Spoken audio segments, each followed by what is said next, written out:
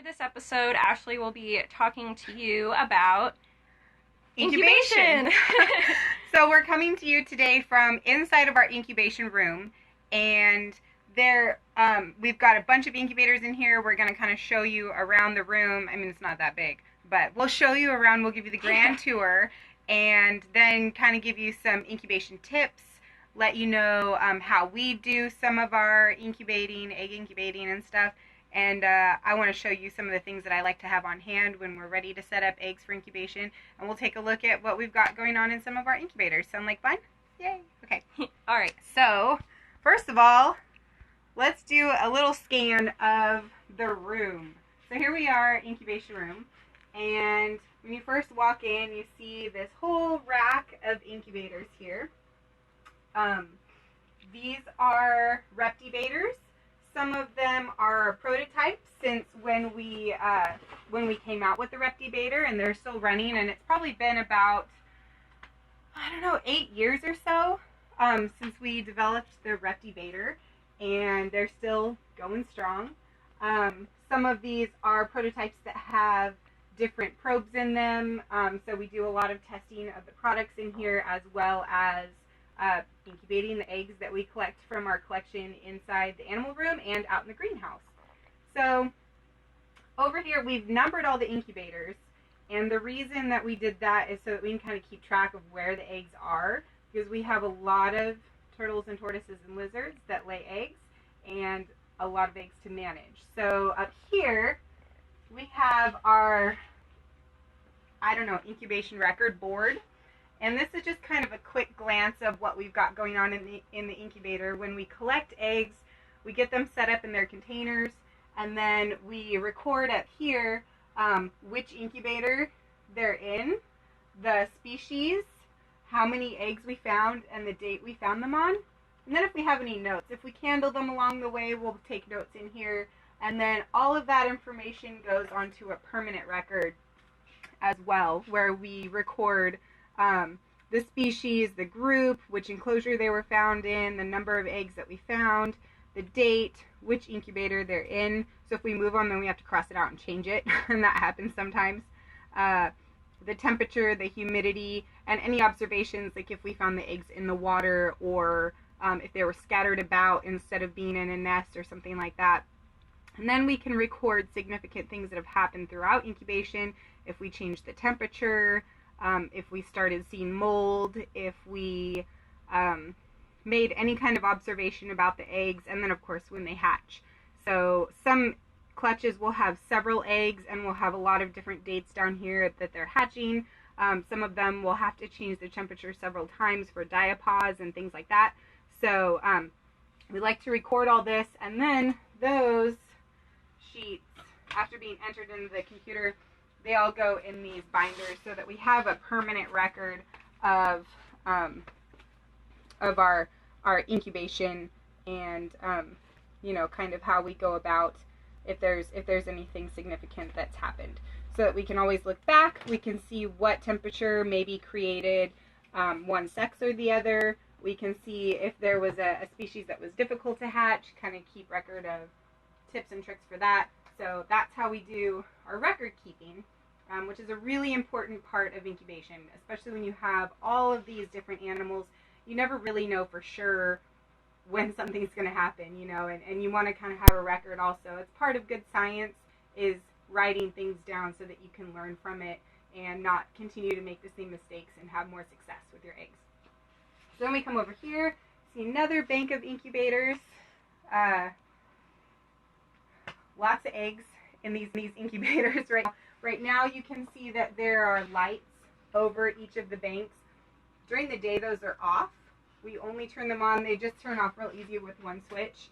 We keep it dark in the incubator room when we're not in here working, but it's really hard to see sometimes, obviously, in the dark, even just with the overhead lighting on in these shelves.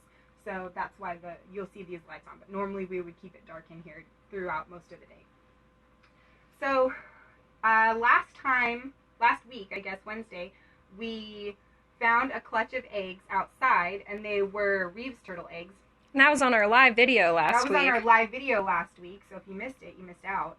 but so that's why you shouldn't miss it. So this week we already put those eggs away, but we have collected some eggs over the last couple of days. And what we normally will do is when people are out finding eggs, they'll put them in a container that just has some substrate from the habitat that they found them in. And that's to keep them from rolling around and to not, change their situation too much. And then they put them over here in this little refrigerator that's been converted to sort of an incubator. And this is operating at around 82 degrees, which is pretty safe for most species. So what we're going to do is we're going to set up one of the clutches. You kind of see in here this little incubator situation.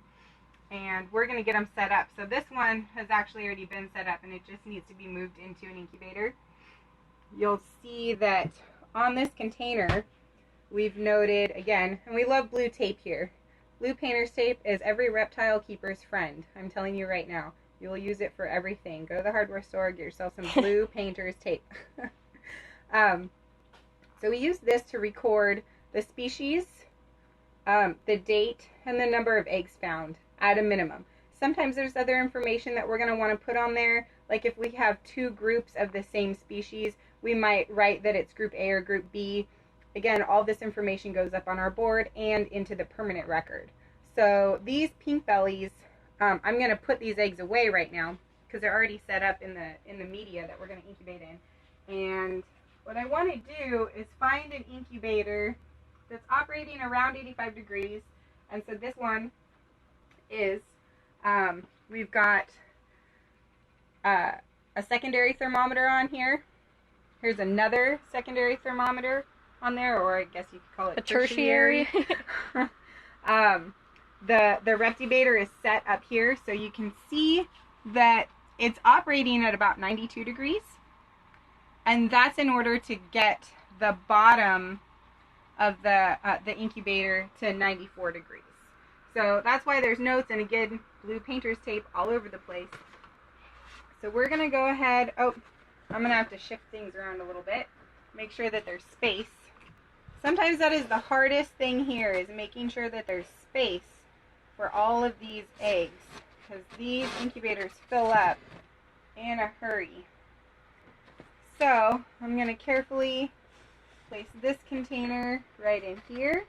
You can see this is the probe for one of the secondary thermometers and the secondary humidity probe, so that we can always get a really accurate idea of what the temperature and humidity is at the level of the eggs. You can also see in here that some of these eggs are stacked up. So the eggs in this container are going to be incubating at a higher temperature than the eggs at the bottom. It's only a few degrees, but sometimes it can make a difference in the sex ratio and things like that. So you always want to be aware of stacking containers, that there is a thermal gradient inside of these incubators. By the way, if you've ever used a Reptibator, this is actually an older model that has the temperature and humidity probe up top. In our newest models, we have a probe. In fact, let's see. Here's one. So this is a newer model. The humidity is still up here, but the temperature probe is down here. So I can place that at the egg level. I can set it right on top of a container. I could poke it into a container if I wanted to. I could let it rest right on the floor. So that will control my Reptibator at the temperature that this reads, instead of up here near the heating element. So if you guys have ever used a Reptibator, that might answer some of your questions. Someone said humidity is very different inside the plastic containers. That's true. That's very true. And so there's a few different schools of thought. There's a lot of different ways that you can practice incubation. The way that I usually do it is to seal the containers up pretty well, and I weigh them when I first set the container up. So I'll show you how we do that. And then I know that if the weight changes at all through the incubation, it's loss of water, because it's not going to lose anything else. So then I can add some water back in and just keep the moisture level the same all the way throughout. There are certain eggs that like to have a fluctuation in the moisture level, and that gets really particular based on what species you're incubating. So some people like to use containers that have holes in them, ventilation holes. Some people use containers without a lid on. We happen to live in a very, very dry climate, and our air conditioner runs a lot. So sometimes they'll dry out rather quickly. And I do have to go through and check the moisture and check the weight on the containers periodically. Also, another little side note, if you're going to use a container and seal it up, like airtight, the way that we do, you do have to go through occasionally and kind of burp those containers, which means to just open it up and allow some fresh air to go in there, because these eggs they do utilize oxygen. And so if you seal it up really airtight, then they may not have all the oxygen that they need to really develop properly. So just a little side note. All right, so should we set up some eggs? Yeah, let's see how it's done. Okay.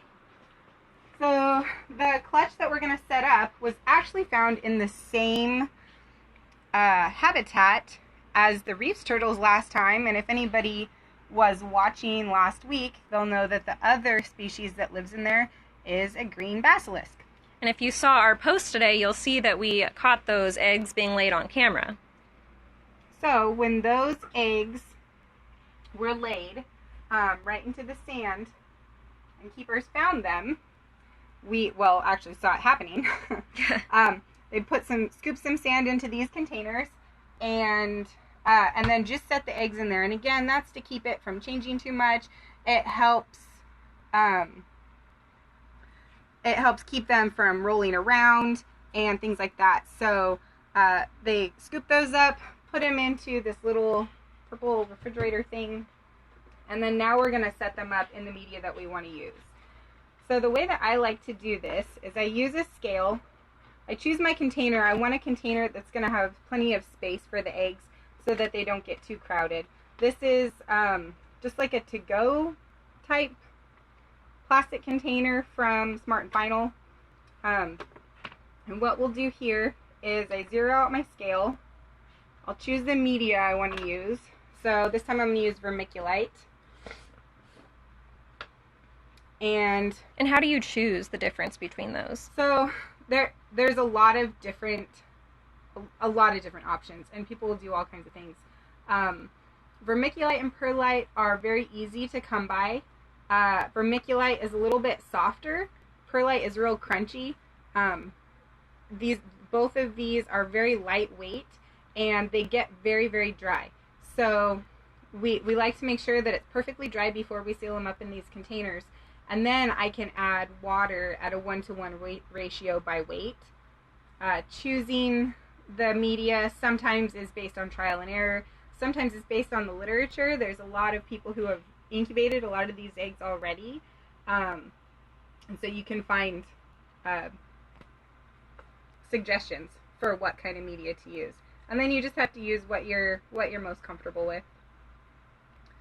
So I'm going to pour this in here until it looks like about enough to house these guys, which is probably going to be about there.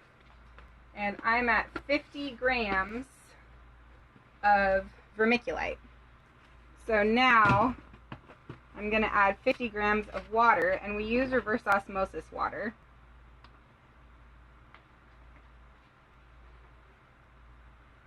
And so I have my water ready, and I'm going to pour this in until I get to 50 grams.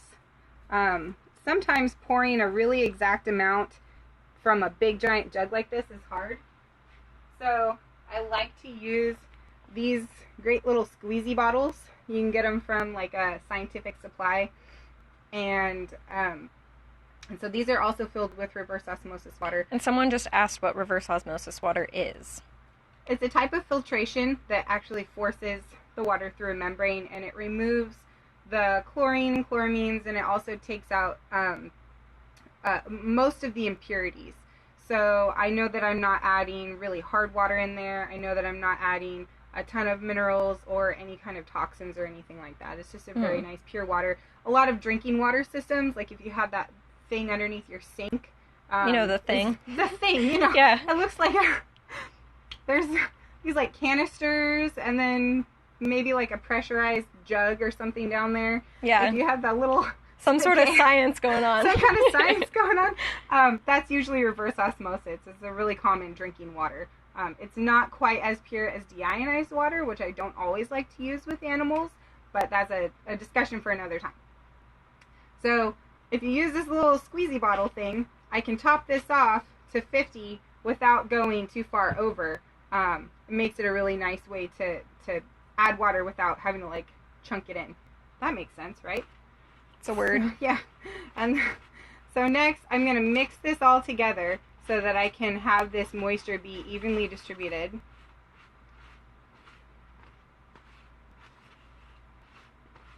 And generally, the consistency that you want with most, well, especially with vermiculite, or if you're using another soft type of media, sometimes people will incubate in peat moss, other things like that. Generally, you want to be able to squeeze it and have it like clump together, but not be able to squeeze water out. Like if I squeeze it as hard as I can, there's no water coming out at all, but it's clumping when I let go of it. If this was dry, it wouldn't clump like that. It would just fall through my hands like sand. So there's a little something for you. Okay, so now this is all set up, and I'm going to transfer these eggs. So with reptile eggs, like we've talked about before, you really don't want to rotate them, and because turning them over can really cause a lot of damage, can destroy really a reptile egg. Reptiles lay their eggs in the substrate and then they walk away. They bury it, they leave it protected, and then they don't mess with them anymore. Where birds lay their eggs and then they sit on them, they move them around, they roll them around. So bird eggs have to rotate all the time, but reptile eggs, you really don't want to do that. One of the things that can be helpful when you're setting up your eggs is to have a pencil, and you want to make, these are tiny little eggies, you want to make just like a little X mark on top of the egg. And the reason that you want to do that, here's another tool, a very specialized tool. I call it an artist paintbrush. And you can use this to kind of just gently get the sand off the top,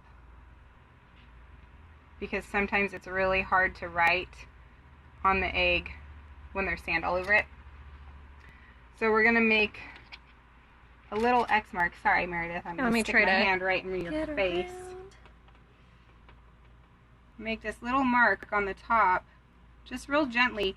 And what that's going to do is give me a visual to look at when I move these eggs, so that I don't rotate them at all. Because sometimes you might be moving something and think, oh yeah, no, I kept it upright the whole time. But in reality, not so much. Some people, okay, so I'm going to get ready to move these over. Some people like to make a little depression in the substrate first, where you're going to plan on putting your eggs. Let's see, I've got 8, 9, 10, 11. So sometimes people like to do that. In this soft substrate, it's not always necessary. You can sometimes just gently press them into the substrate. So I'll pick it up, keep that X facing up, and then just put it right in there. And then I like to get it so it's about 50 to 60% buried. Just kind of sticking out. That'll help keep it from moving around. It'll allow it to absorb moisture from the substrate, but also keep the temperature from fluctuating, because that substrate's going to fluctuate much slower than any air temperature would. So we'll move these little eggies over here.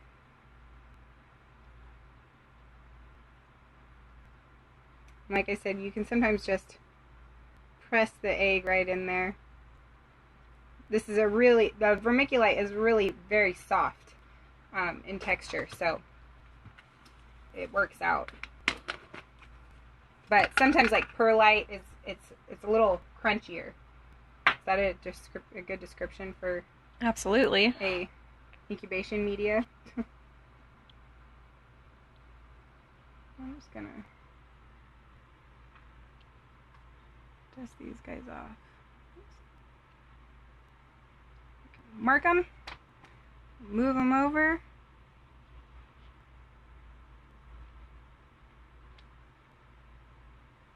And I'm hardly putting any pressure at all. I've heard of people using pens. I like to use pencil.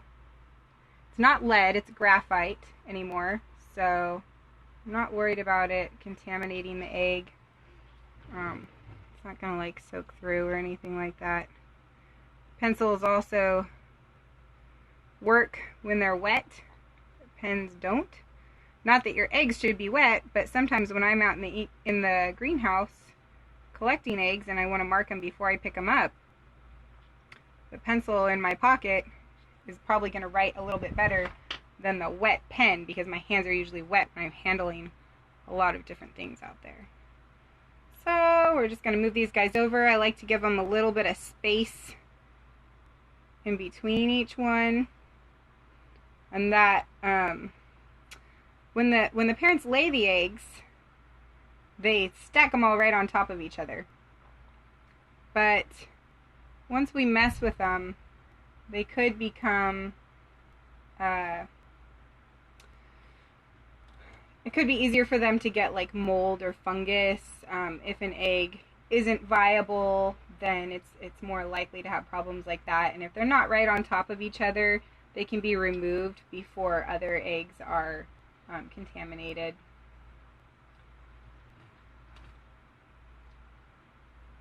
This also helps if you need to add moisture to the substrate later. If you come back and weigh this thing and it doesn't have the right weight and you want to add some moisture, then you can take these little squeezy bottles and kind of squeeze around the edge until it gets, and then you don't risk getting your eggs wet, because you really don't want wet eggs. Let's make a little bit more room here. This guy and this guy. Okay. Now everybody's tucked in for a nice little nap. Now I'm going to write up a label, but first... It's going to be on blue tape? It's going to be on blue painter's tape. Whoa. Believe it or not, blue painter's tape. That's where we're going to do it. But first, I'm going to zero out my scale and then take the whole container that's all made up, and I'm going to weigh that container.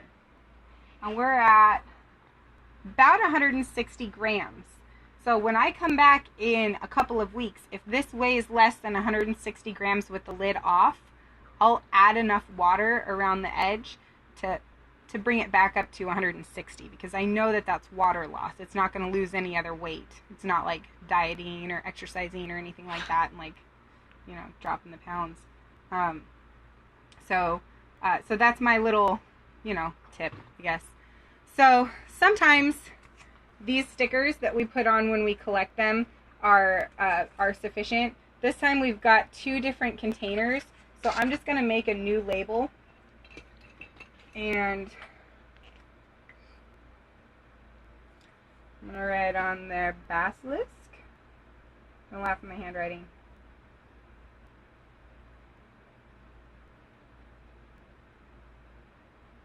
And these were found on 26th of June.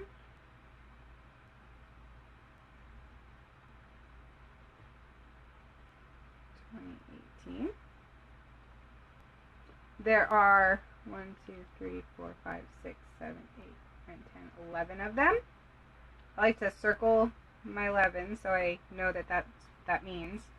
And then I'm going to round up. I should write 159.8 grams, but I'm going to round it to 160 grams. And then take this guy down, seal it up nice and tight. These containers seem to seal pretty well. One of the things I like about them, it's a relatively thick plastic compared to a lot of deli containers. And when you start getting into slightly larger containers than these little cups, if they're real thin, then when you put pressure on the bottom, you see it kind of like move the eggs around, and I really don't like to see that. I want the eggs to stay as still as possible. So we're going to take this little label that we made, we're going to stick it right there on the top. I like to stick it so I can kind of see the eggs around it when I just take a quick glance into the incubator. And then we're going to pick an incubator for it. And I think I'd like one that's at...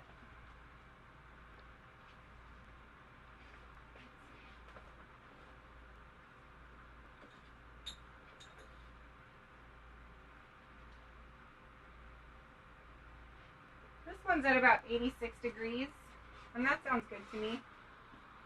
So I'm going to just make sure that we've got enough space in here. A little bit. We'll bring it over here. This container. And he's just going to go right there.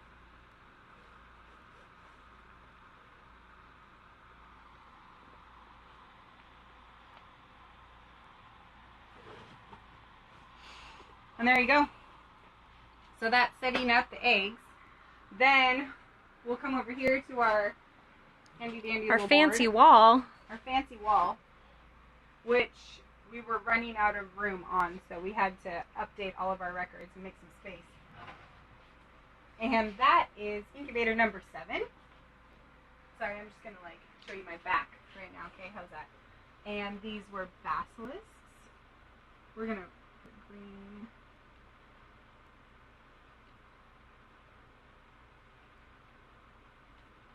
There were 11 of them, and they were 6, 26, 18. There you go. So that is how we set up our eggs. Write the initial record. Later we'll put it on the permanent record, put it in a binder, and hopefully watch them hatch in a few months. How do we know if they're going to hatch? Is there a way to check if they're fertile? Oh, yeah, yes. Oh, you want to see something cool? Okay. So we are going to look at some eggs that have been looking really good, and I think I want to look at the yellow blotch. Don't I look like a person who knows what I'm doing right now? Here we go.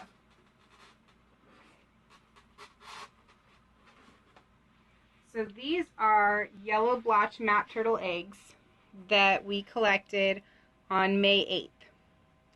And we're going to bring them over here, my little workstation. Put away my tools, my pencils, my pens, my I'm going to get on the other brushes. side of you. Get on the other side of me. This little wonderful device called Candler. Plug it in over here. We're going to candle these eggs and see what we see. Meredith, can you turn the light off? Should we turn the LED I'll turn this one off in a second. Okay. So, again, we still want to be very careful about handling these. And we don't want to rotate them or anything. They're looking pretty, most of them are looking pretty good in here. So I'm going to carefully take this lid off. We'll do a quick examination on the outside. This one is no good. It's probably just an infertile egg, and they'll usually kind of look like this just a few days into incubation when they're infertile. So it's easiest to candle in the dark, and when you're candling, essentially what you're doing is showing some light through the egg shell to try to get a glimpse on what's inside. So it's going to get a little dark. We're going to take this little candling device here. This obviously is, I don't know, can you guys see? Like, there's nothing going on in there. Yeah. That little eggie is sad. But when we come over to this one, it looks nice and firm and white. Can you see veins? The veins? There's little veins that are developing, and that is feeding the little babers inside. Earlier, well, let's see, we can go at it from different angles. Sometimes we can see some different things. Ooh, over yeah, here you can see a shadow. And this is a map turtle egg, or a sawback turtle. Yellow blotch and black knobs are also considered sawbacks. And they have these little knobs on them, and you can kind of see them through there. I try not to keep the light on them for too long. We'll check the other ones. We'll check on this egg that looked from the outside okay, but there's really nothing developing. I like to see a nice pink color, and sometimes when I see this yellowy kind of hue, it sometimes indicates that not a lot's going to happen in there. So I don't think this egg is going to do anything. But we can check on this one. So you can see a little guy in there. That one's pretty good. So you can kind of see his little knobs on his back. They're super cool. You see a lot of vein structure going on. So that looks like one good, fertile, healthy, happy egg. This, for some species, this can take a little while to occur. So if you collect eggs and then candle them the next day, you're probably not going to see anything. There are some that will start developing before they're laid, but not a lot. So, and then this guy here, we kind of move around so we get to the right spot. There's some more good veins, and you can see that dark shadow right up at the top. That's the back of his shell. So these are looking pretty great, I would say. Happy little eggies. Turn the lights back on. Oh, right. And then we'll put the lid back on here and put this guy away. And then we'll show you some other things in our incubators. Oh. Alright, so when we were getting ready to do this video today, and every single day we come in here, we check all of the eggs, see if there's any activity, if there's anything that's moldy that needs to be removed, if there's anybody hatching, and we found this little guy. This little guy. And this is a red cheek mud turtle, and this egg was laid November 28th. So it's kind of a long time ago. But let's see if it'll focus on him. Can you see that dude in there? Nope, don't do that. It's not focusing on his face. What if we put him in the light? Will you be able to? Yeah. Will it focus better in the light? Might be a little bit better light there, maybe. He's looking at you. Oh, yeah, you can see his little grumpy face now. So there's his little cute grumpy face. And it's hard to see right now because he's got his nose hidden, but he should have a little egg tooth up there. And they hatch face first most of the time. I had one species that would just punch right through the side like a boxer or something. But most of the turtles and lizards, tortoises, everything are going to hatch egg nose first because they've got this little egg tooth, this little sharp thing on the tip of their nose that helps them cut the egg open. And then that'll fall off within a few days usually, but it helps them out. They have a yolk sac so they can sit in there for a few days. Remember, these eggs would be buried deep in the substrate sometimes, and the little babies would have to fight their way out of those eggs, and then they'd take a little breather before they have to dig out of that nest and go find water or whatever kind of, wherever they were going to want to live or hide. So there's our cute little, can you see his eye? Yeah, when he was moving, you could see him. He's teeny tiny. We'll give you another look when he hatches all the way. We've got another little baby in the incubator that's hatched all the way out. So I'm going to close this up. We usually won't keep the lids off for too long in here because this room operates at a pretty low temperature, which is helpful for when we're trying to incubate eggs that need a little bit lower temperature. The incubators can make things warmer, but they can't make them cooler. So if you have an egg that needs to incubate at 72 degrees and your room is 78 degrees, you're really never going to reach 72 degrees with most basic incubators because it's just going to not turn on at all. So we like to keep this room usually between 65 and 70 or so. So when we have new fresh babies like that, we don't like to expose them to that cold air. The air conditioner just came on. It's actually a little bit warm in here right now, so that's nice for them. Over here, you take a look. Incubator number 3 is the one that we like to keep our babies in. So as soon as they hatch, when they've hatched completely, we take them out of the media, we rinse them off a little bit, we sometimes give them a shallow soak, and then we put them into a container that they can't climb out of, and we let them back into an incubator that has a nice high humidity and that's kept nice and warm. And the reason we do that is because we don't want to shock them. And again, like I said, they would normally spend several days hiding in the nest. Some species will stay down there for weeks or months.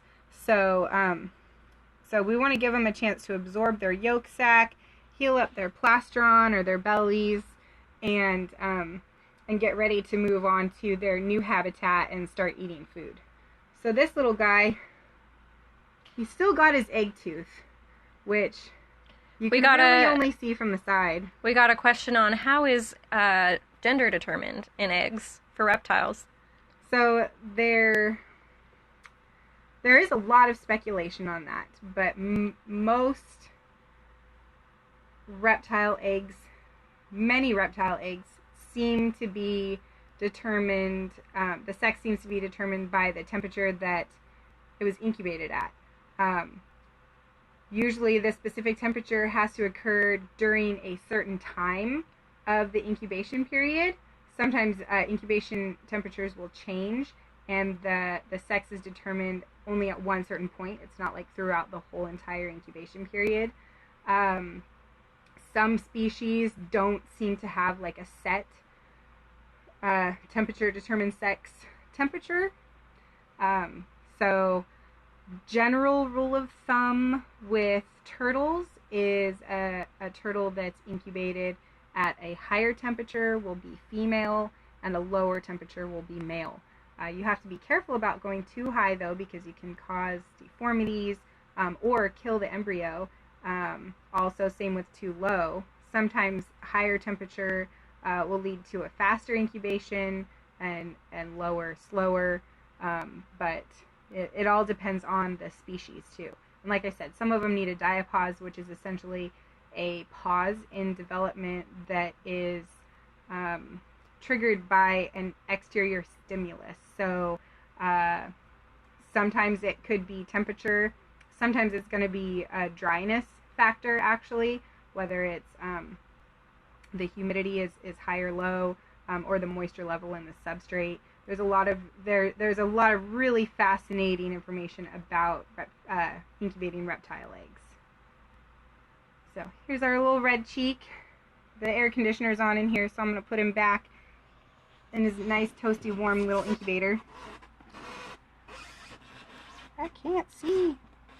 Here we go. So we also have in here some eastern painted turtles.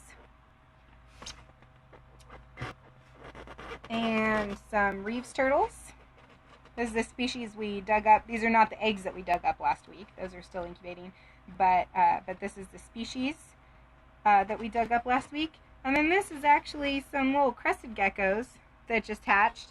And they happen to belong to an employee here who was breeding them at home, didn't have an incubator just yet.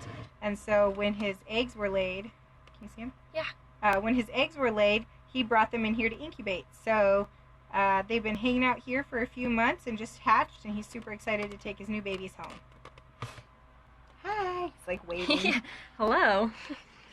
So I think that about does it for this room, so I'm going to switch it back over to selfie mode. So that's all we have from our incubation room today.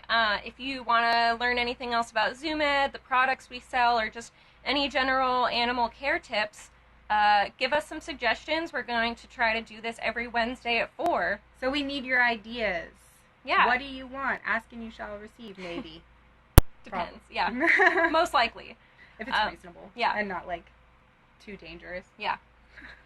Yeah, so that's it for today. We'll keep this on for 24 hours for all of you, but make sure you tune in every Wednesday at 4 and give us your suggestions. That's all for now. Thanks for joining us. Thanks. Bye-bye.